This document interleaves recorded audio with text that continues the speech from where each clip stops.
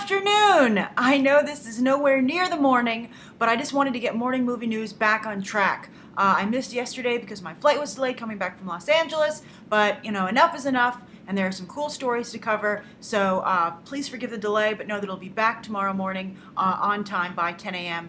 Eastern Standard Time. So, what stories prompted me to get morning movie news up in the afternoon?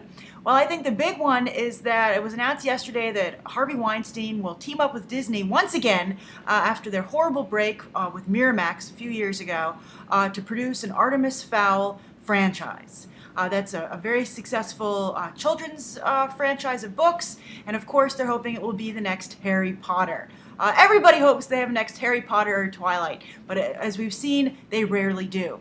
But this is a really interesting backstory in terms of like Hollywood drama and pedigree.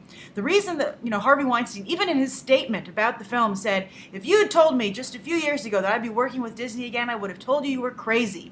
And that's because they had such a bad falling out where Disney basically ended their deal, and the Weinsteins, who had built up Miramax, lost the company to Disney. The branding, the name was all gone. But one of the projects that they've been developing while they were with Disney was this Artemis Fowl book. And when they departed, their departure deal said that if Disney ever were to make an Artemis Fowl movie, they had to work with the Weinsteins. So they're back, baby. And it'll be interesting to see Harvey working on kind of like a big franchise like this. But he's not the only one. Another interesting thing is that Alan Horn is the new head of Disney, taking over for Ross Ritchie, who was fired after John Carter. And Alan Horn famously oversaw the Harry Potter franchise when he was at Warner Brothers. So I guess he was looking at the properties on the slate and decided, hey, you know what? Let's see if we can do the same magic here at Disney. How do I feel about it? I have mixed feelings. I feel this is not a slam dunk by any means. I think Harry Potter was a special franchise. I think that it's a large adult cast, and it's kind of ode to British filmmaking was a big part of what made it so special. I think that it's not so easy to repeat as we're seeing. I think also books centering around children do very well, but I think it's harder to sell movies that center around children. I think that's a problem that Ender's Game is going to see coming up because, as a friend of mine pointed out, it has a tween kind of audience, and when you don't have full-blown teenagers, you kind of make it impossible for adults to want to, get involved. Because I think everyone can, feel, because I think with teenagers you can still keep like romantic elements and those assets, but when you go tween, it's very hard, to get anyone older than the tween demographic, and that's just not that broad. So Artemis Fowl, that seems somewhat of concern to me because it focuses on a kid.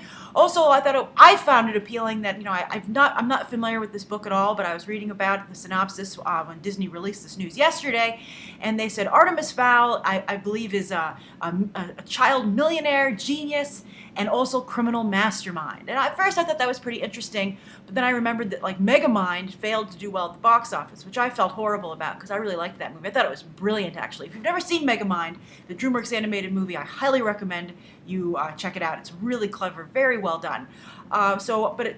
People didn't spark to that, so I don't know if a little boy evil genius will get them into theaters. And then they said, and then another thing that I didn't like was they said, oh, well, everything gets turned on its head when he kidnaps a fairy, kind of like a commando fairy, apparently, like Tinkerbell, joins the military, which I thought that was kind of cool. But they said, she's a lot more powerful than he bargained for, but this is what bothered me. They said he kidnaps her to save his family. And I was like, another redeemed villain. Artemis Fowl can't even be evil for one movie. He's got to immediately kind of have like a silver lining or a heart of gold, and the movie will be about exploring that. I just wish that, they just make a straight up kid villain movie. That would be more interesting to me. So I don't know. And also, I have to say, I feel Disney's plate is really full with franchise work. They have, their fairy tale movies like Alice, Oz, and upcoming Maleficent. They've got their animated flicks, obviously, from both Disney and Pixar. They've got their Marvel movies, their Star Wars movies, their Muppet movies. And so if you're really going to add kind of a Harry Potter knockoff there, I don't see the need for it, and I just feel it's like an overcrowded slate. But we'll see. Artemis Fowl coming your way soon. All right, so that's the first big story of the day. The second one I wanted to cover was one of you actually asked me about this while I was away at Comic-Con and then in Los Angeles the week after with a stop in Disneyland. You said, what do I think of the news that Michael B. Jordan and Ryan Coogler, the team of Fruitvale Station, are going to work with Sylvester Stallone to make like an Apollo Creed spin-off about his Apollo Creed's son, played by Michael B. Jordan, and kind of work with that. And did I think that was a good move? And I have to say, I think that's just really a horrible move for both of them. I think that it's so disheartening that they are kind of like positioned beautifully to move into higher fare, that they would kind of like just completely make a right turn into like Sylvester Stallone's kind of like world of reviving careers from a bygone era. I mean, both of them are just starting their careers. I don't think they need to go into that route. I think that Sylvester Stallone, while I applaud his tenaciousness and his entrepreneurial spirit and his continued stance as an artist, I think that he commands very little respect. And I think that instead of Coogler and Michael B. Jordan bringing Stallone up, I think he's going to bring them down. And also, I think I would have liked to see Coogler and Jordan separate. I feel that this is a little too much like Ryan Gosling. When I reviewed Fruitvale Station, I said Michael B. Jordan gave a performance as electrifying as Ryan Gosling's stuff in Blue Valentine that got him on the market.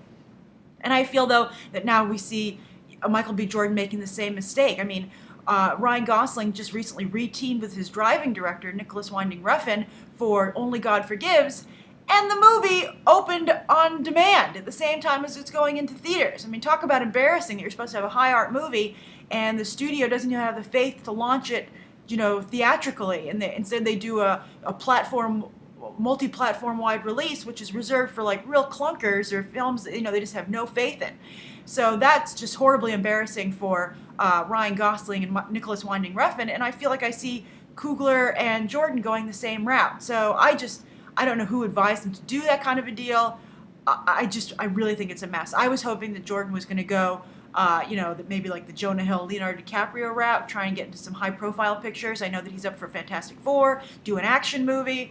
I feel that really would have been a smarter move. And as for Coogler, I think it would have been nice to see him scooped up for a bigger studio picture instead of doing something small like this again. That's not even, something that he did. I mean, these moments in time are so pivotal. I mean, also, of course, if they win the Oscar, or if they win Oscars, that'll help them dramatically, and that'll be a whole new conversation. But I have to say, I have a review coming soon, but I saw The Butler last night, and it makes me seriously doubt that Fruitvale Station will be able to beat it. The Butler is phenomenal. So that's the second story. I think that both Michael B. Jordan and Ryan Coogler are making a mistake, hitching their star, hitching a ride to Stallone's very leathery old star. And then the third story of the day is kind of like a business story. And I've been talking extensively here on Beyond the Trailer about how the extreme buying power of the Chinese audience, Asian audience from China, South Korea, and Japan for movie tickets is just totally swaying Hollywood. You see it, it's so becoming so apparent in the movies that are chosen, the cast. I mean, you have the Wolverine that just came out, where Wolverine's pretty much the only white guy in the entire movie, and it's really fascinating to see. And you have Transformers 4 coming up with a Chinese star, and you also have a Chinese star in X-Men: Days of Future Past. It's just really fascinating to see the industry just like turn on a dime almost when they see a whole bunch of dimes become available in Asia. But a story broke yesterday that was fascinating, and that's that China is not paying Hollywood their cut of the profits from the films, and they're making quite a lot of money over there. Basically, the holdup, and they said, Hollywood Reporter broke this story, and basically the thing is that China hasn't been paying for months, I think since like late 2012. So they actually owe tens of millions of dollars to all the major studios. And the holdup is a dispute over this kind of new tax they want to impose, a 2% tax, like a luxury tax, I think it's called, or something. It really is just China wanting more of the take, from what I can see. And the studio said, hey, you know what? We only get 25%, I believe, of the profit or something. So China, you should pay that 2%. And at first, China was like, okay. But now they're like, you know what? No, it's really shady. It's very shady. They're like, no, Hollywood, we think you should pay it. So they're not paying any money out. And the word is that with any other country, it's just so funny to think of a country holding Hollywood for ransom. They said Hollywood would pull its product. But the problem is there's so much money to be made in China that Hollywood doesn't want to lose its momentum in winning over the audience. So they are kind of just hoping that China's going to come around and pay what they owe. But we'll see. I think this is fascinating. It's like political problems that you see, like Barack Obama and the president's always dealing with other countries, and now you're dealing with it in a business manner with Hollywood.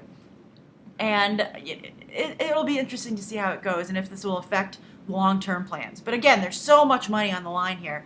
That's what's causing the problem, but also what's allowing the problem to continue because no side wants to blink because they want to get a lot of money. So that's today's morning movie news. The 3 stories: Artemis Fowl, whether or not Ryan Coogler and Michael B. Jordan are making a mistake with Stallone, and China not paying their debts to Hollywood, tens of millions of dollars. So welcome back. Thank you for everyone for your patience for the break that morning movie news had to take while I was away. More Comic-Con coverage throughout the week. So much Comic-Con coverage. I'm still working through it. But things are getting back to normal, and they will probably be pretty much back on track starting next week with return of Movie Math on Monday. So thanks for watching. Leave down below any comments, any questions you might have, and also please know that later in the week there will be a massive day of trailer reviews where I'm going to catch up on everything there as well. So see you later. Bye.